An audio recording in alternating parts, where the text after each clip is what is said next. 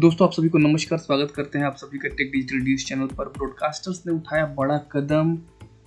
जिन broadcasters की यहाँ हम बात कर रहे हैं वो ब्रॉडकास्टर्स हैं Jio star, Sony Pictures network, Zee network. और ये बड़ा कदम क्या था दोस्तों, ये अपडेट आज ही सुबह आई जिसमें ये बताया गया, मीडिया सोर्सेस से इंफॉर्मेशन निकल करके आई कि जो प्रसार भारती के द्वारा ई ऑक्शन कराया जा रहा है MPG2 वैकेंट स्लॉट्स के लिए DD फ्री डिश पर जो चैनल्स उपलब्ध होंगे उनमें सोनी पल, जी अनमोल और कलर्स रिश्ते, ये 3 बड़े ब्रॉडकास्टर्स के चैनल वापसी करने जा रहे हैं 1 अप्रैल 2025 से। ये बड़ी बात इसलिए हो जाती है क्योंकि पिछले कुछ दिनों से, या यूँ कह लीजिए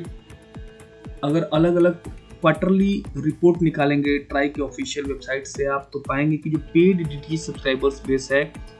जिसमें कि आपका अलग अलग DPOs हो गए, डिस्ट्रीब्यूशन प्लेटफॉर्म ऑपरेटर्स हो, चाहे केबल टीवी ऑपरेटर्स हों, dish TV, Tata play, Airtel digital TV, या फिर सन का जो DTH प्लेटफॉर्म है सन नेटवर्क का, तो कुल मिलाकर के दोस्तों जो ये अलग अलग DPOs हैं, इन पर जो पेड DTH सब्सक्राइबर्स बेस है उनकी संख्या लगातार घटती जा रही है, और DD फ्री डिश प्लेटफॉर्म पर जो सब्सक्राइबर्स बेस है उनकी संख्या लगातार बढ़ती जा रही है। तो इसी को ध्यान में रख करके जो बड़े ब्रॉडकास्टर्स उन्होंने ये डिसीजन लिया था कि अब वो अपने चैनल्स को कभी भी, हालांकि कभी भी का डिसीजन तो नहीं था, लेकिन मोस्टली जब इन बड़े ब्रॉडकास्टर्स ने DD फ्री डिश से अपने चैनल्स को वापस लिया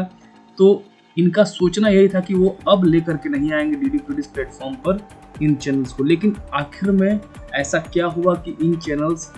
या यूँ कह लीजिए जो ब्रॉडकास्टर्स हैं, उनको इन सभी चैनल्स को वापसी कराना पड़ रहा है DD फ्री डिश प्लेटफॉर्म पर। अगर वापसी हो जाती है तो एक सिनेरियो हम मान के चल रहे हैं क्योंकि इतनी इन्फॉर्मेशन निकल करके आ रही है तो वापसी होगी ही।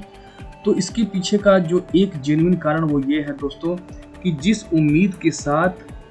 पेड DTH सब्सक्राइबर्स बेस की तरफ बढ़ गए थे ये ब्रॉडकास्टर्स पूरी तरीके से इन चैनल्स को लेकर के,